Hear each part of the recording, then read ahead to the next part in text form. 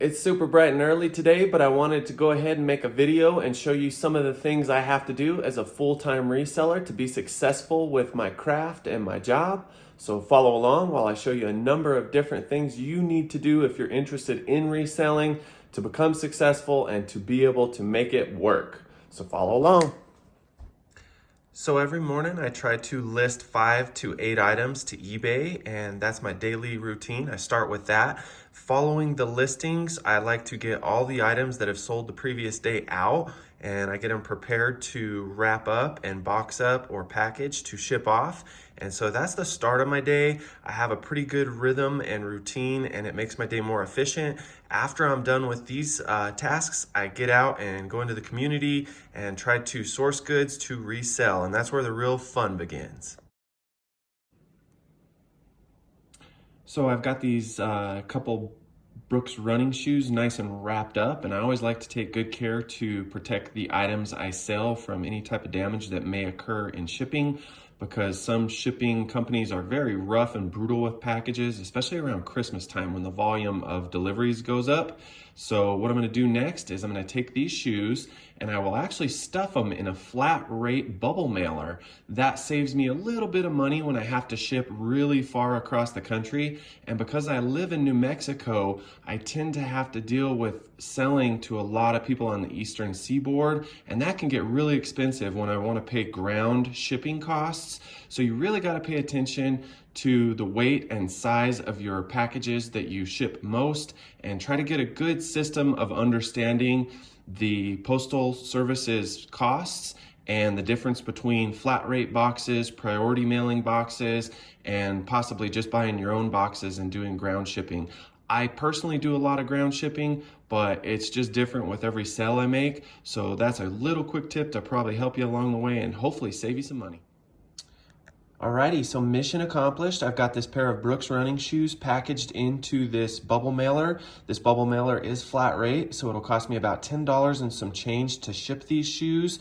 If I was to go with a shoe box, and if these shoes had to go to, let's say, South Florida or up to Massachusetts, it would probably end up costing me more like $12 to $13 to ship them. So I save a few bucks and some pocket change by going this route, but being very aware and paying attention to your shipping distances, your weight, and your size, again, is super imperative so that you can pocket more money and keep more of your profit. All right, so I've got all the business aspect of my morning done. I've got all my listings put up on eBay. I've wrapped up several packages. I'm gonna take them down to the post office next.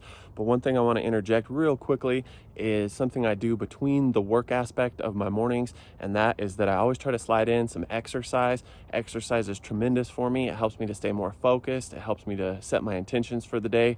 And after I'm done with exercise, I always take about 5 to 10 minutes to calm my mind. I do a little meditation in a quiet spot in my house, and that really just helps to hone me into the day, helps me accomplish my goals. It helps to take away the anxiety and the chatter in my mind that's sometimes negative and not real purposeful or fulfilling. So just wanted to slide that in there. I'm big on wellness and self-care because I've certainly been on the other aspect of that in my life, and if you just maintenance your mind and maintenance your body, you'll feel better every day about the things you do. So I'm gonna get back to my work. Gotta have gas to get where you want. All right, so the work part of my job has already begun this morning. As I told you earlier, I start with doing my listings. I wrap up my packages to be shipped. I've been to the mailbox and shipped off 4 packages that I sold overnight. And now I'm just waiting outside the local thrift store, gonna hit it and then drive around and see if I can find some garage sales. I tend to prefer to do garage selling this time of year in the spring and the summer. I just can find more goods for cheaper, but I still like to hit the thrift stores. Once in a blue moon, you find something that's worth paying up for. So try to be good about always calculating where you're going, what you're spending, and how much you have to spend each day. That's a tough thing when you're reselling. It takes discipline, it takes thought, and it takes self-control. So those are things that help me to kind of plan and think about, and I hope that helps you. So here in a minute, we're gonna go stroll around and see if we can't find a deal. What you got for me today, lady? You got some goods? Of course. Good seeing you.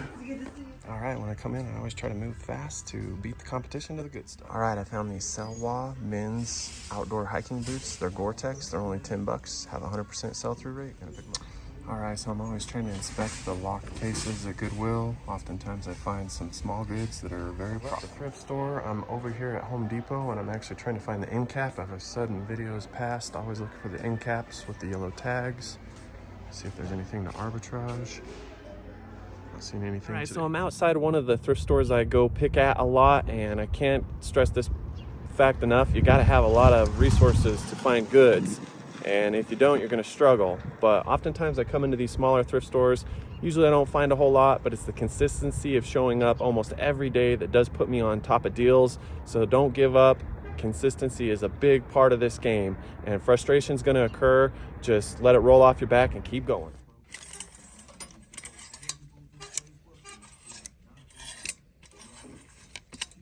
Always looking for them Western shirts. So I decided to cut my losses and boogie up north to another Goodwill about 45 minutes away.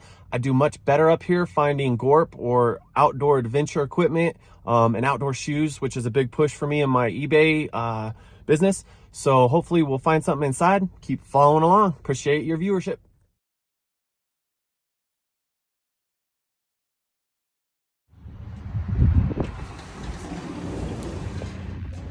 So I sell a lot of DVD and VCR combos. This Hitachi might be worth the pick, but I'm gonna plug it in and see if it works. It's kind of a gamble with electronics. All right, these are 511 tactical pants, and they're just not a very great size or color. They are in good condition, but the sell-through rate on them is below 80%, so I'm gonna skip on it. All right, this is a CenturyLink modem. I have sold a few of these before. It's priced up a little high, but it did power up, so I might. All right, final score for the day at the Goodwill here in Durango. I got a Sims fishing vest. I got a CenturyLink modem, and then I've got a foam roller I'm gonna keep for myself. So not too great picking here today, but I'm gonna move on to the next. All right, so just finished picking that store. It wasn't real fruitful, but sometimes that's how it goes. As I've said in past videos, keep moving. The important thing is to stay positive, keep a mindset of abundance, and always just move fast, because there's other people out there picking that are your competition. So you gotta be on it. All right, I'm outside the Methodist thrift store here in Durango. Gonna go ahead and give it a whack. Sometimes I find some good deals on jackets and clothes, and once in a while something odd and weird. All right, so I found some good stuff here. I got a cool women's jacket, a men's cinch western shirt, got a smart wool long sleeve, got an Omni Shade Columbia fishing shirt, G-Force golf shirt, another fishing shirt, and a Peter Millar long sleeve golf shirt. Well, I went ahead and put back a number of items at the last thrift store. Some of them were just priced up a little high for me to want to purchase and try to make a profit off of. We are on the verge of the garage sale season where I live, and I can find items for much cheaper. So that is something to think about. The other thing to think about is to always be checking your comps and check the individual sizes if you're dealing with garments, and also the colorways. Certain sizes and colors for men's and women's clothing do not sell at the same rate. So that's just something to think about, and something that's helped me to keep on purchasing higher sell-through rate items. Stick to the science. It'll help you to be more successful. All right, so we got some deals going on today at the Humane Society. All right, so unfortunately at my last thrift store stop, my phone died, which is terrible because I ran into a couple pairs of vintage Doc Marten shoes. They were the old school chunky design from 20 years ago. I do really good selling Doc Martens. Unfortunately, I wasn't able to film that find in the wild, but that's okay. I'm gonna do a haul at the end of this video, so I'll show them to you anyways. But on my way back from the last thrift store, I did find a garage sale today, which is odd because it's Thursday, and I was able to pick up a couple nice 35mm cameras. One's a Nikon, still had the box, and then the other one's a Canon. The Canon was a little bit beat up, but both of them have a good sell-through rate. Old 35mm cameras, especially in those brands, do well for me. So just always stay positive. Today wasn't very good at several of my first stops, but it got better. And it was that mindset of abundance that I think carried me through, and always staying positive no matter how good the picking is. So keep up with that and keep your mind in the positive. Well, all right, I'm at my last thrift stop of the day. This is the thrift store right up the road from my house. I don't often find much here, but as I've said in past videos, the ladies that operate this establishment are just sweethearts. And a simple tip for anybody out there thinking about getting into reselling: if you can build some form of a relationship with the people that are running the thrift stores or the businesses you source from, there's nothing wrong with that. The ladies that operate this store are often looking out for the things that they know I like to resell. That's just another edge I have over the competition. So use that to your advantage. It never hurts to be nice and friendly to people. That's something that's always kind of came easy to me, but I also have worked with the public in my past life. So gonna race in here, run around real quick, and then get the heck back home because I'm hungry for some lunch.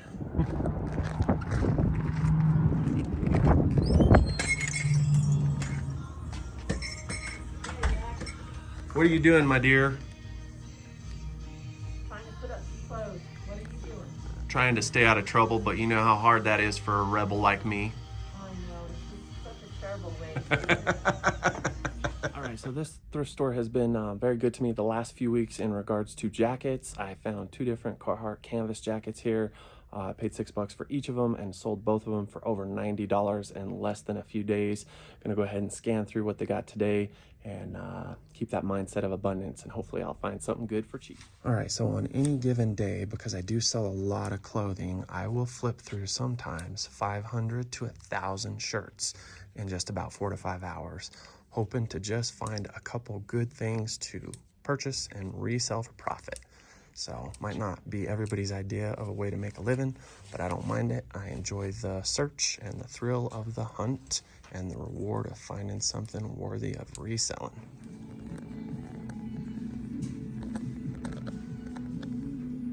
Kind of cool. All right, so I just got back home. Unfortunately, my phone died again at the very last thrift store I was at, but no big deal. I was able to find a couple good things, and I'm gonna go ahead and share with you my haul for the day. So thanks for joining. All right, so I bought this Sims fishing vest for $6.99. I'm hoping I can sell it for $40. Right next door, I got a Peter Millar extra large quarter zip golf shirt, and I should be able to get hopefully upwards of $35-40 for this. Next door to it, I have a Smart Wool shirt. I paid $3 for it, and I should get upwards of $30. And then right above it, I have an Orvis fishing shirt. Just bought it for myself because the thrift store had it half off and I had been eyeballing it earlier in the week, and it was just a nice color and I liked it. Next door to it, I'll move up a little closer. I got these Vibram 5-finger shoes and I paid $5 for them. Hopefully I should be able to make maybe 30 plus on them. And then the big deal of the day were these 2 pair of vintage Doc Martens women's shoes. I did have to pay up on the pair on the right. I think I paid $17 for, and then the pair on the left I did pay $12 for, but hopefully I should be able to get close to $100 or more for each pair. Definitely was worth the find and was happy to find them later in the day as the first part of the day wasn't as successful. So stay abundant, stay positive in your mindset. Now I have this clear glass dish that is a candy dish of a cat. I paid $2 at a local thrift store. Might be able to get $20 out of it. I also bought 2 cameras, one a Nikon, one a Canon for $2 a piece. Hopefully I should get $30 to $50 for each of these cameras. And then above the cameras, I have an earthenware dish with lid. It's got a cool mushroom print on it. I only paid $4 and I'm hoping I could probably get $40 or $50, if not more for it. I bought this foam roll for myself just because it was a good deal and it was textured. I'm all about wellness and flexibility, so stay moving, people. And then the last thing I bought was this CenturyLink modem. Didn't pay much for it. I think $12. I have sold this modem in the past. I will try to sell it again for about $50. So thanks for joining. If you like this video, please like, comment, and subscribe. I appreciate your time and your watching. And for what it's worth, thanks.